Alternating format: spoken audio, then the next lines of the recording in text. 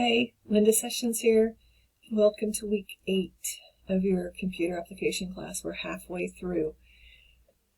Working in Excel again this week, and a couple of things about working in Excel. Make sure that you're using the cell addresses when you're entering in the formulas. A lot of you are just trying to put in the numbers from the cells instead of using the cell address, and it's counting you wrong. The number is correct in Excel. However, if you go back in and you're going to make some changes to the document, it's not going to work out very well. So what am I talking about? Let's open up Excel and look. So I'm going to bring up an Excel spreadsheet. Just going to bring up a blank workbook here. And say I'm doing a spreadsheet where I'm comparing candies. It's Halloween, right?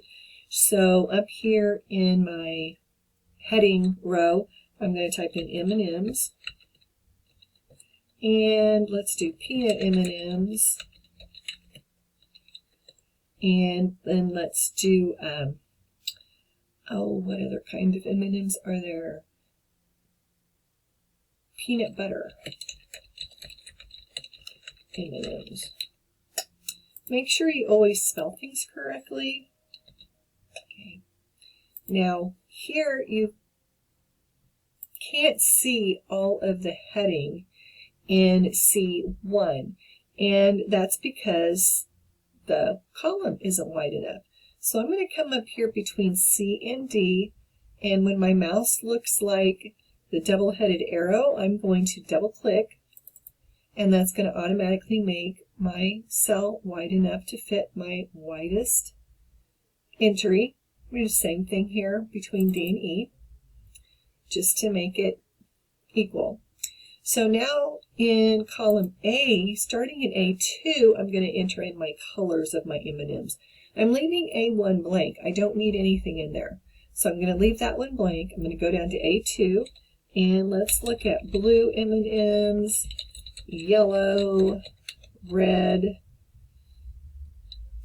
and brown. So let's just look at those 4 colors.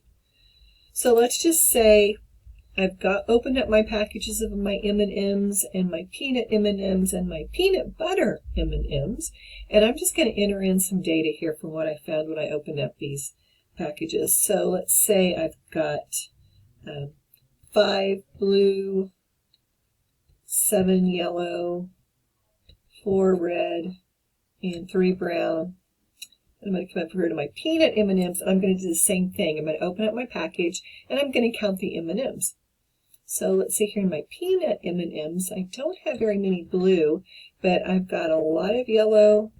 I don't have a whole lot of red, but I have a lot of brown. And we're going to do the same thing to the peanut butter M&Ms. Open up our package, and we're going to look at our data. We're going to count the M&Ms to enter in our data. So let's look at our peanut butter M&Ms. Got more blue in here. And I am just literally making this stuff up. I have not gone in and counted the M&Ms, ladies and gentlemen. However, I will tell you that there actually is a formula for what the colors are supposed to be in your packages of M&Ms. So you should never, on purpose, get all of one color in an M&M package. So here we have our raw data, and I'm going to add them up. So up here in E, I'm going to put totals. And I'm going to put totals over here as well in the A column. So I want to add these up. Anytime you are entering in a formula in Excel, you're going to enter an equal sign in first. And this is telling Excel that you're entering in a formula. So if I say equal, and I'm going to say, if I go 5, oh, wait a minute, hit my enter key. If I equals 5 plus 7 plus 4 plus 3, it's going to give me the correct number, right? So if I hit the enter key, I've got 19 M&Ms in that package.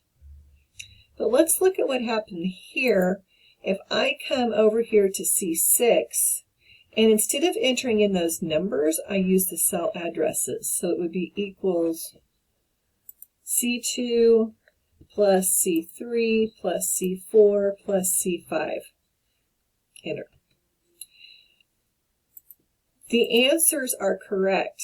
However, watch what happens. Let's say that I messed up and there's actually more red M&Ms in my M&M package, and there is more red peanut M&Ms. So if I come here to my M&Ms in my red and I enter an 8 for this one, and I hit enter, look at my total. My total did not change. It did not automatically update. So my spreadsheet is wrong from the get-go. If, however, I've used the cell addresses, say instead of 5 M&Ms here, I have 9, because I used the cell addresses in my formula, it automatically updates. So it's very important when you are entering in formulas in Excel, if you can enter in that cell address, that's what you want to do. And it will count you off in Cengage, and when you turn in your final project, if you don't use cell addresses, you'll get counted off then too. So now I'm going to come over here in B9, I'm going to say equals B2 plus B3 plus B4 plus B5. And now if I have to correct my data, it's going to automatically update. So if my blue changed, maybe it should be 4. You can see my totals automatically updated. Now we used the point and click. That's what I used when I just did this, equals, and then I just clicked on the cells that I wanted in my formula. It's the easiest way to do it. Instead of just typing it in, just point and click what you want in those formulas. But we could also use what's referred to as a function. Now a function is a built-in formula. It's already set for you. We don't have to hit the equal key. So if I come here to D6 and I want to add all these up, I can come to the Formulas tab, and right over here I've got my auto sum, and here's my sum. It's going to automatically add them up. Excel assumes that I want to use this range right here. Now, always pay attention to where that little running ant box shows up on your Excel sheet. Make sure it's the right range that you're looking for. Sometimes it's not what you want, and if that's the case, then you can just click up here and you can select it and just make the changes that you need to change. This is correct. This is the range that we're wanting, so I can hit this check mark right here, and I've got everything added. And again, because it used the cell range and not the static numbers, if something changes in these numbers, it's going to automatically update for me.